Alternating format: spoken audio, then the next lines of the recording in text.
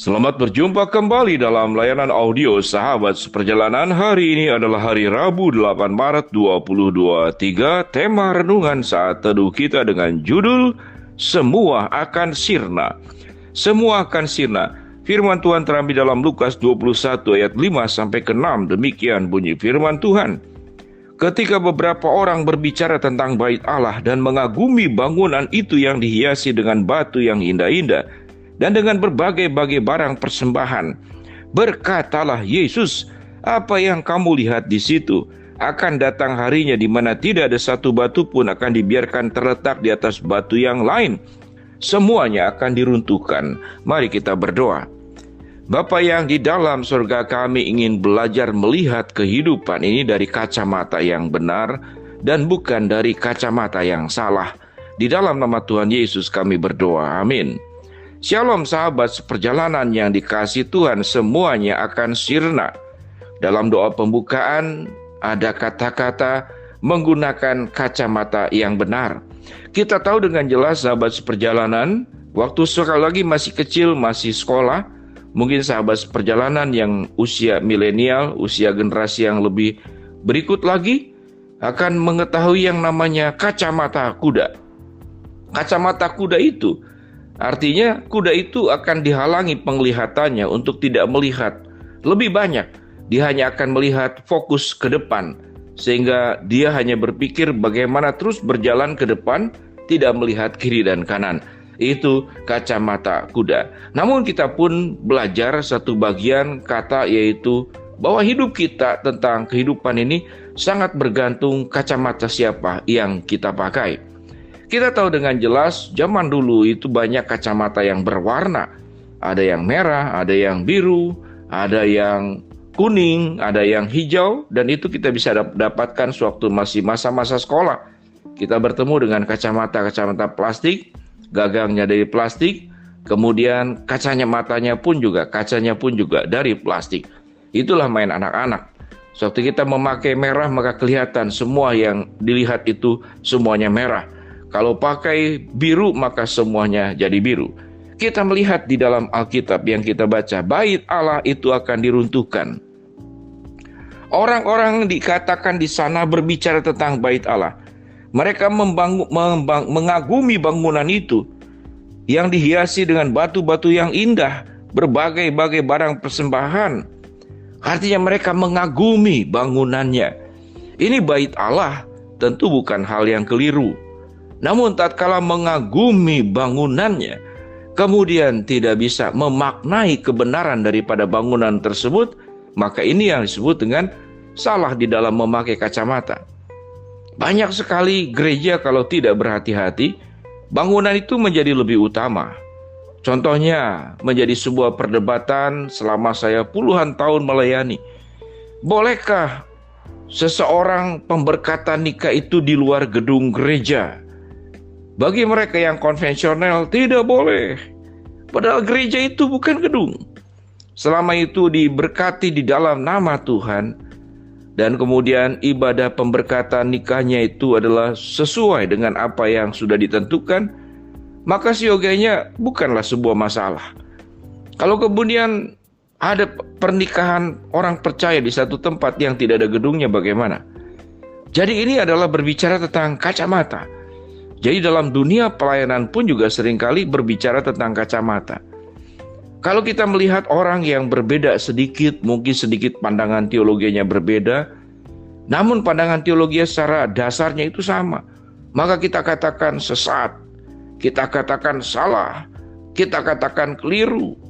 Jadi artinya memakai kacamata yang salah tidak hanya terjadi di dalam dunia sekuler, tapi bahkan di dalam dunia gereja, dalam dunia pelayanan.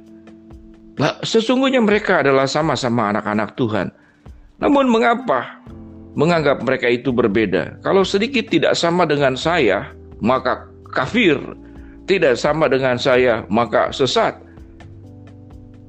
Maka sesungguhnya yang menjadi patokan kebenaran bukan tidak sama dengan saya, tetapi tidak sama dengan kebenaran firman Allah, tidak sama dengan perintah Tuhan, tidak sama dengan kehendak Allah. Bukankah Tuhan pun adalah Tuhan yang merangkul semua orang, mencintai semua orang, tidak membeda-bedakan, tetapi kita yang sama dibuat menjadi beda. Sedangkan Tuhan semua yang berbeda kemudian dicintai, diperlakukan dengan sama. Inilah perbedaan antara manusia dengan Tuhan. Mari kita belajar tentang semua itu akan sirna. Apa yang kamu lihat di situ, akan datang harinya di mana tidak ada satu batu pun yang dibiarkan terletak di atas batu yang lain. Semuanya akan diruntuhkan. Apakah kita menjalani kehidupan ini sesungguhnya sedang membangun sebuah bangunan dari batu ke atas batu, lalu kita lupa bahwa itu bukanlah yang Tuhan kehendaki, itu bukanlah Tuhan yang diinginkan. Ada orang yang terus berusaha bagaimana menjadi kaya, lalu kekayaan itu menjadi segala-galanya dan menggeserkan makna yang sebenarnya daripada kekayaan tersebut.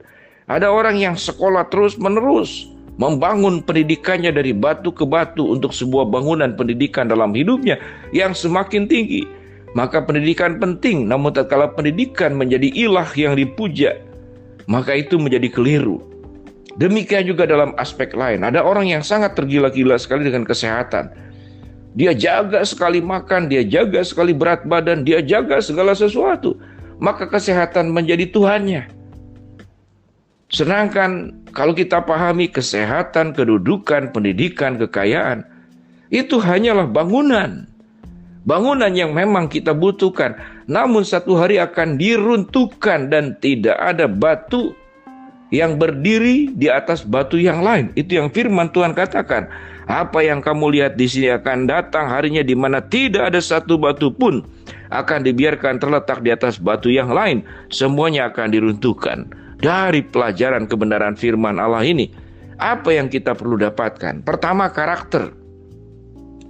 Jauhi karakter kesombongan tatkala kita memiliki segala sesuatu. Karena apapun yang kita bangun satu hari akan diruntuhkan.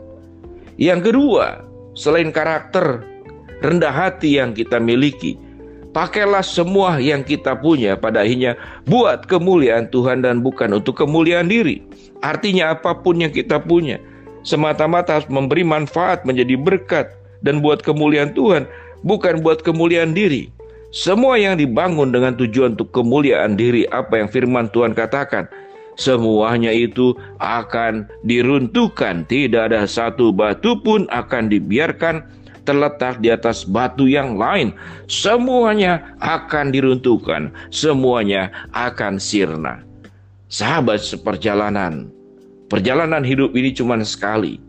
Ada yang hidup 50 tahun, 60 tahun, 70 tahun, 80 tahun. Ingatlah, apa yang kita bangun semuanya harus dikembalikan kepada kemuliaan Tuhan.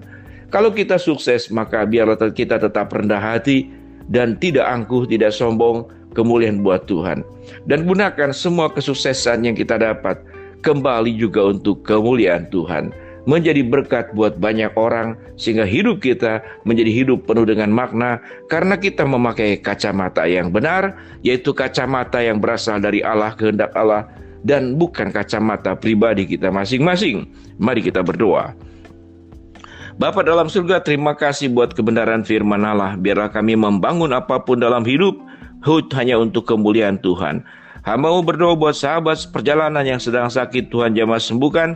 Sahabat seperjalanan yang sedang menghadapi masalah, Tuhan bukakan jalan. Sahabat seperjalanan yang sedang berdoa mengharapkan sesuatu, Tuhan kabulkan dengan cara dan waktunya Tuhan.